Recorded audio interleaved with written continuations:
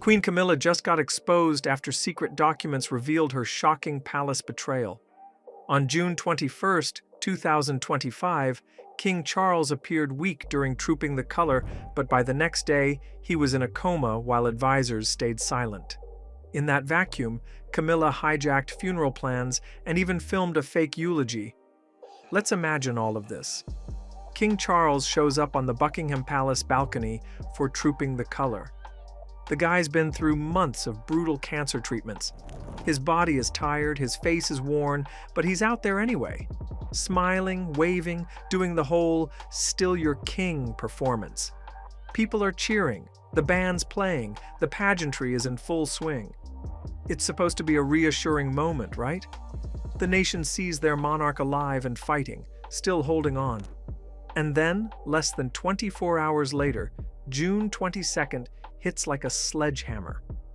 Charles collapses into a coma, severe complications from treatment, life support machines humming, doctors scrambling. The man is literally fighting for his life in complete silence. And here's the kicker: nobody outside those palace walls is told anything. Not a photo, not a statement, nothing. Just radio silence. Advisors even whisper in closed rooms, "We must believe in miracles." Like, hello? Believe in miracles? That's your grand PR strategy? Tell the nation nothing and hope everyone's just psychic enough to guess the king's condition. And while the doctors are running around trying to keep Charles alive, what do we find Queen Camilla doing? Oh, just preparing for his funeral. That's right. Operation Menai Bridge, the official code name for Charles's state funeral, suddenly becomes Camilla's little playground. She's not pacing the halls with worry. She's not staying by her husband's bedside praying. Nope. She's busy sharpening her pen and getting her black mourning dress ironed. It's like the man's body isn't even cold yet. Actually, correction. He's not even dead yet. But Camilla decides this is the perfect time to jump into the director's chair and start rehearsing her big performance. And don't get it twisted, this wasn't about devotion or grief or even respect. No. This was a move, a cold, calculated move. And we know this because there wasn't just rumor floating around. There was actual video evidence and even a private letter from Charles himself that would later blow this entire scheme wide open. Now let's talk about the power grab at Sandringham on June 23rd, because this is where Camilla really shows her true colors. The family meets at Sandringham House, this historic estate in Norfolk that's supposed to symbolize tradition and loyalty. Except instead of loyalty, Camilla walks in dressed like she's auditioning for the role of Queen of Everything. She sits herself right at the head of the table, which, by the way, is normally King Charles's spot. That alone already screamed arrogance. But then she drops the bomb. She announces she'll be the one giving the first speech at Charles's funeral. Yeah, you heard that right. Not William, the heir to the throne. Not Anne, Charles's tough-as-nails sister. Nope. Camilla decides the spotlight belongs to her. Now, if you know Princess Anne, you know she doesn't sugarcoat. This woman snapped her head up, looked Camilla dead in the eye, and basically said, "Excuse me? You're only the queen consort. You didn't inherit the throne, you married into it after wrecking someone else's marriage. Sit down." I mean, that's the type of energy we all needed in that room. And she was right. Camilla has zero business trying to sidestep bloodlines like that. William, though, you could tell he was boiling. The guy literally squeezed Kate's hand under the table so hard it must have left a mark.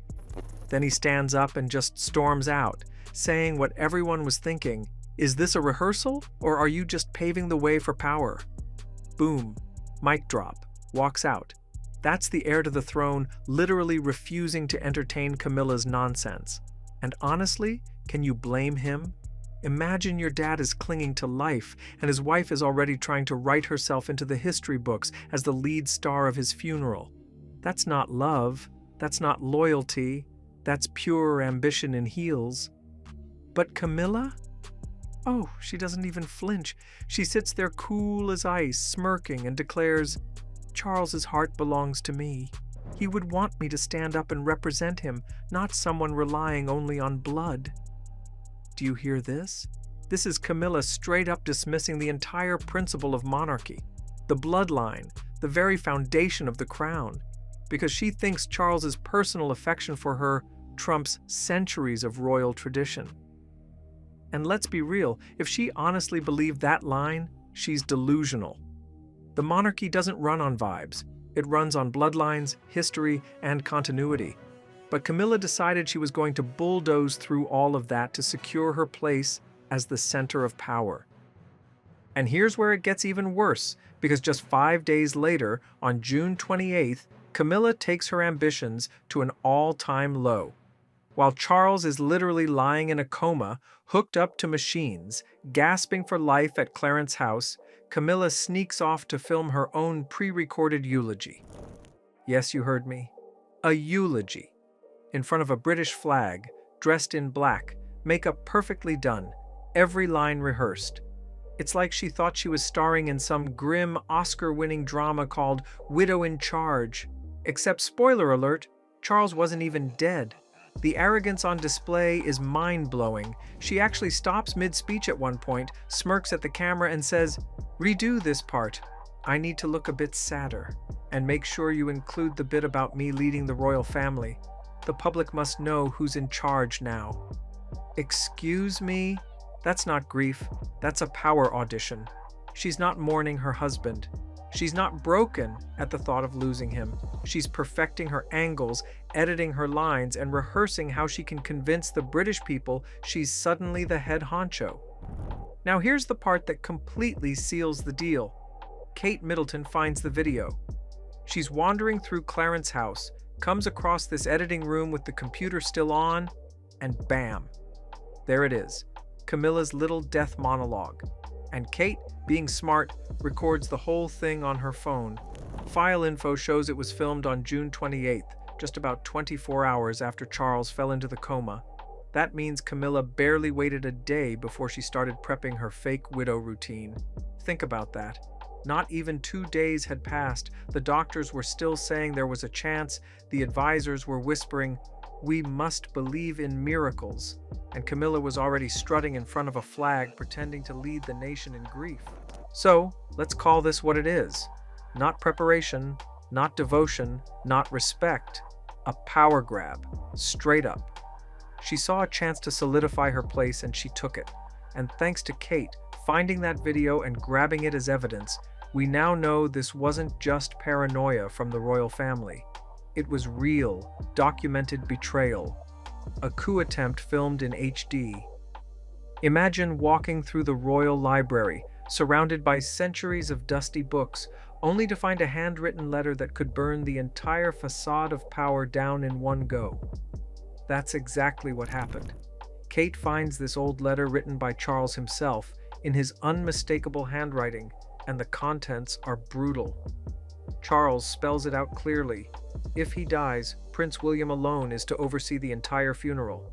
Not Anne, not Camilla, only William. That's it. No debates, no interpretations. He trusted his eldest son and heir, full stop. Now, think about what that means. All of Camilla's little claims about Charles's heart belongs to me evaporate instantly. This was his real voice, not the one she tried to stage manage in her fake eulogy video. The man literally excluded her from the single most important ritual of his reign, his own farewell. And you've got to laugh at the irony.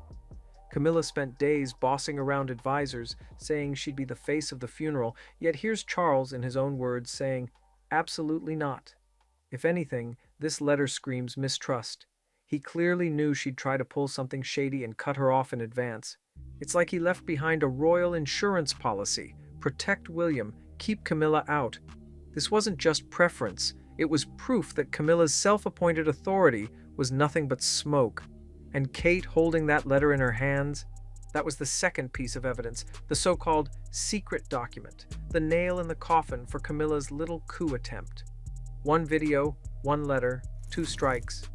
Then comes June 30th, 2025 at Sandringham House. The infamous family dinner that turned into a tribunal. The long dining table is set like it's some grand event, candles lit, silverware polished. But let's be real, this wasn't dinner.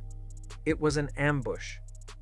William sat there knowing exactly what he was about to do, and Camilla strolled in like nothing had happened, as if her secret video wasn't about to get exposed. She sits at the head of the table again, glass of red wine in hand, playing Queen of the Night. But William doesn't let the charade last long. He slams down the truth in her face. You filmed a memorial video while father is still alive. Can you imagine the silence after that line? The whole room had to feel like a courtroom. Kate couldn't even hold it together at that point. She broke down, accusing Camilla of smirking while Charles lay in a coma, gasping for life. And let's not forget, Kate had every reason to be disgusted. This is the same man who welcomed her into the family, who supported her when the press hounded her. She said it straight. You betrayed the man who gave us love despite a stained past. It wasn't just an attack. It was an emotional gut punch. And then William pulls out the phone and plays the video. Everyone sees it. Camilla in black, fake tears, fake grief, smirking and barking orders to make herself look like Britain's new leader. The arrogance of it all right there on screen. That's when Anne absolutely loses it. She slams her hand on the table, rattling the silverware, and spits fire. You are not worthy to be his wife. And coming from Anne, that's basically a royal death sentence. Anne has never minced words in her life, and here she was, calling Camilla exactly what everyone else was thinking, an opportunist. Camilla tried to deny it, of course, saying it was edited, misunderstood, blah, blah, blah. But William wasn't having it. He had the ultimate trump card, Charles's handwritten letter. He slammed it on the table and declared, "Father wants me to handle the funeral, not you." That was the final blow. The heir, backed by his father's own words. There was no crawling out of that pit. Camilla walked out pale and broken, defeated by her own hubris. Now, you'd think that was the end, but the royal family wasn't done cleaning house. July 1st, 2025, the Privy Council convened for an emergency meeting, and this is where the hammer really fell. William and Anne led the charge, and the council passed a historic resolution. From now on, Camilla had zero authority to speak on behalf of the royal family. None. No official statements, no public addresses, nothing. She could keep the title of Queen Consort, but only in name. She was officially sidelined, gagged, stripped of her voice in the monarchy. That's how you shut someone down without firing a shot. And as if the universe wanted to pile on her humiliation, the same morning brought the twist of fate no one saw coming. Charles woke up. After more than a week in a coma, the man actually opened his eyes, looked at William, and whispered, "Son." That single word obliterated Camilla's entire game. Her eulogy was useless, her speech rehearsal a joke. The king was alive, and her betrayal was exposed for what it was. You couldn't write a better plot twist. By that evening, William went public with the announcement the king had awakened and was recovering.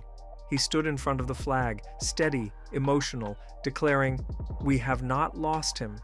The nation rejoiced, social media exploded, and hope spread like wildfire. And where was Camilla? Sitting in isolation, cut off from the family, stripped of her voice, her power, and her carefully staged image. Her whole plan had gone up in smoke. Instead of being the grieving widow leading the nation, she was the bitter consort everyone now saw as a fraud. The betrayal wasn't whispered in back rooms anymore. It was history, carved into the record of 2025. And that's the insane downfall of Queen Camilla's palace betrayal. What do you think? Was she exposed as a heartless opportunist or just playing palace politics? Let me know in the comments, and don't forget to hit subscribe for more royal drama.